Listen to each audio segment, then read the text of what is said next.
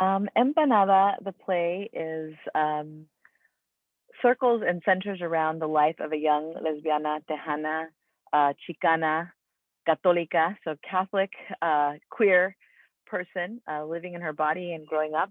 It's her coming of age experience with all the women in her life. Those women will include her mother, her sister, her girlfriends, so the women she meets in passing, and it's in the relation that she has with herself as a woman, as a person, and her gender and her identity, and even the woman of the church or of the institution. And so it's her relationship on how to navigate her queerness around the women and women energies and feminine energies in her life. Um, and that's what it is about. There will be moments where she most definitely comes up against conflict, comes up against trauma, remembers past, but is able to see a future that can be different, weaving in, of course, the feminine, divine feminine. And that's what Empanada is about.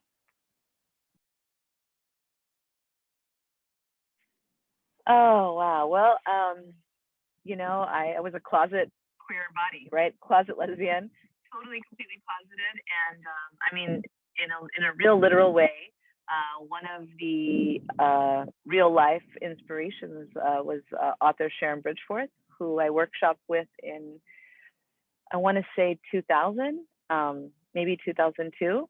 And we workshopped, it was a queer women writer group. We did like a 10-week residency workshop, and I started to write Chicle. And Sharon Bridgeforth, another queer, amazing Black writer, she said, I want you to write deeper. I want you to write like nobody's ever going to read this but you. What would you really want to say? And that's when I started Chicle, that piece in the play. And I remember reading it to her, and she's like, push harder.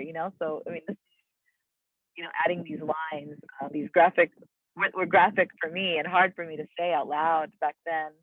Wrapping a woman's legs around my face. I think that's the line in the play. And so I remember putting that in there thinking, oh my God, what am I going to do? My mom's going to kill me. My grandmother's going to collapse. I didn't know how this was all going to land in my world. But of course, it was only going to belong to me until a couple of weeks later when Sharon said in our workshop, you're going to be reading this on stage. And I was like, oh, I'm in a writing workshop. I am not in a performance workshop. And she said, well, that's what we're going to do. So I had no choice. Sharon Bridgeforth and another amazing theater artist here in San Antonio who has passed on since, Black woman Gertrude Baker, who used to be with the Jumpstart Performance Company. She was also there. So she trained me to get my voice powerful and loud and fierce. So those two human beings were one of the first inspirations for the actual physical writing. But my silence, and ultimately the silence that I saw in my grandmother's eyes, and in my abuelita's eyes, and in the women around me in their eyes, that silence that I saw, the lack of them being able to speak up for themselves or to live in their bodies the way they wanted to live sexually and sensually, and even to live as fat women and thick women and women with passion and desire. The silence that I saw in so many women and feminine energy folks, queer folks, is what inspires me every day. Because I know, and I knew, the first time I kissed a girl, I knew, it's so cliche, but it's reality. The first time my lips touched a woman's lips, my whole body imploded in this way that I cartoons came true where birds fly around. And I remember that moment thinking, oh my God, everybody has to feel this good. I mean, why have I not been kissing more women, right? I remember that early when I was 17, and thinking, this is joy. This is complete, pure, beautiful joy. And so my goal in writing Empanada and everything I write and touch and paint is really to hope that the work that I create and write will bring some kind of joy, that kind of, birds flying over your head joy, that exploding love joy, that desire and passion joy. And so it's the two opposites, right? The extreme sadness of oppression that I see in people of being oppressed, that inspires me, and then the complete utter joy of living your life to the fullest that also inspires me and has inspired me to write Empanada.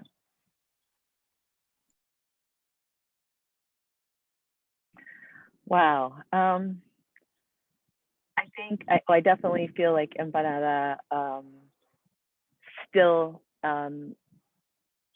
is a fierce voice of a woman talking about her body and her sensuality. There's still a lot of shame around women enjoying pleasure and desire. Um, and I think that it plays a part in freeing our feminine energy, and not only for women, but also for queer folks, for trans folks, for feminine fem energies, for trans folks. I think that the voice itself provides a landing and possibly a safe place for us to land and lay our head and maybe feel ourselves, understand that we exist in the pages of a book and that we exist everywhere. And right now there's, in terms of theater, existing as a theater production, and existing as a online theater production as well, to me is so important in today's time, because many of us have been, in our homes, shut away in our rooms or apartments or living with someone. And the opportunity for Empanada and this voice and this story to be told with this accessibility of being everywhere, all over the world at one time, or actually at many times, because we're going to have many shows, for it to be accessible on a computer, on a phone, on a tablet, whatever the story, I think can go into these rural towns where people don't have theaters, where people don't have the opportunity to be there, and really just kind of unleash some space. When I remember once one of the plays, the one at the Esperanza, I had an elder come up to me. She was the mother of a friend of mine, who neither of them were queer. They were both Latina women. The mother was in her 80s. And I remember afterwards, she said to me, I don't know if I want to eat or have sex after this. And I remember thinking, yes, this is what I want. I want people's sensory experience to wake up. And I think that in these times that we're in right now, things have been so aggressive, so stressful. For 4 years, we've all been asleep like this, worried about what's been happening. And we're still very worried because we don't know what things are going to look like. And there's a lot of change that has to happen for Black women and Black bodies and Black trans folks and queer folks. And so I hope, and I want Empanada to be able to give people space to rest and feel that there is a world where we can, work up against some of these larger institutions and still find joy and freedom in those journeys. And I hope, and I know we're in that journey right now, trying to find joy and freedom in the fight against racism, classism, sexism, homophobia, so many things. And so I hope that in this time, this work gives people a little bit of freedom, a little bit of energy, a little bit of animo, which also I say that in the play as well, a little bit of animo to go forward.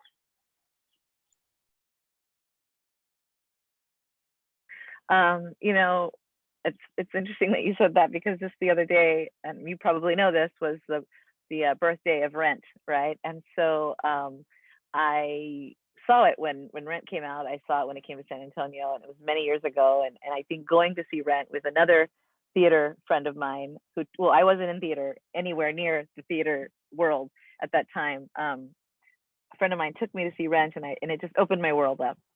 So fast forward to today, and even the times in between with Empanada, Sharon Bridgeforth again made me get on stage for the first time. And then that made me go, oh, maybe I could have a play. Then my friends around me who were all in theater, and I was not, I was a writer, right?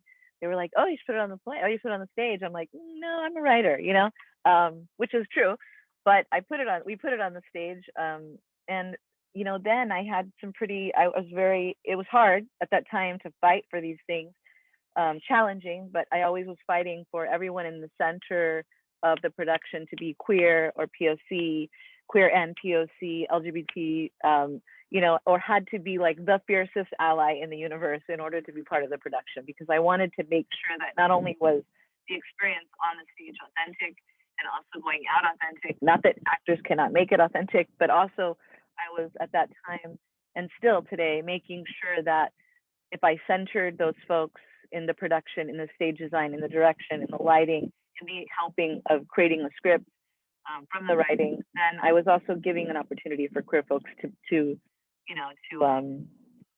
be in these spaces, right? That are mostly managed by men, white men, so in so many other ways, right?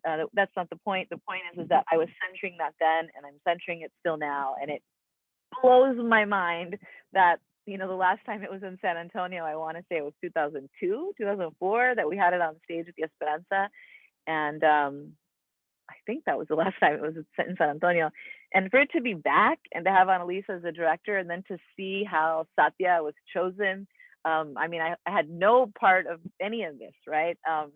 None, just except for maybe what I put out into the universe and what we all put out into the universe. And to see it happen now is just the greatest joy of my life. I am so happy, one, for it to be in San Antonio because this is my home, along with South Texas, all of South Texas. I'm so incredibly happy and blessed to know that San Antonio Public is putting queer people on stage, queer people of color, queer people of all bodies, performers, musicians. I'm happy to see Satya, just like I've been watching her too on YouTube and different places, and the directing of Annalisa, who is to me one of the most brilliant minds I know, and really knows and lives this experience. I've known Annalisa for 20 years, and even that is just so magical. So I'm very excited.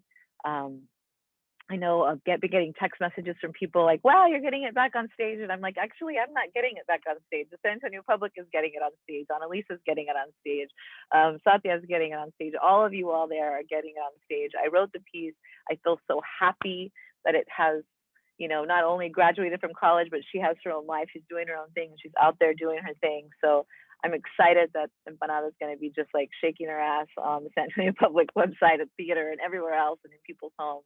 So, and I'm really grateful and thankful because messages and queer stories need to be heard by quiet, silenced, queer little people sitting in their room alone that need to know that they exist in other spaces, and they are big enough and large enough to be on stage, and big enough and large enough to live their life fully. So I'm very happy for it to be here at San Antonio Public, at the Public Theater. I invite you to the table with us in Empanada. I invite you to share the story with us. I invite you to invite your grandmother, your mother, your sister, your daughter, your son, your brother, your husband. Invite people to see this show. It will touch you in many ways, and it'll speak to you in different ways. It'll speak to a father. It'll speak to a grandmother. It'll speak to a man. I've been told. I've had fathers tell me, "Oh my gosh, I'm buying a book for my daughter and my wife."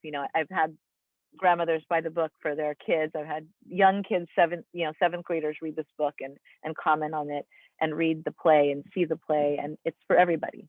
And I also want to say, because we live in a homophobic world, we live in a world that trains us to see things in this homophobic lens that we don't even recognize, but it is a play about a lesbiana. And that means it's about her life and her existence and her living.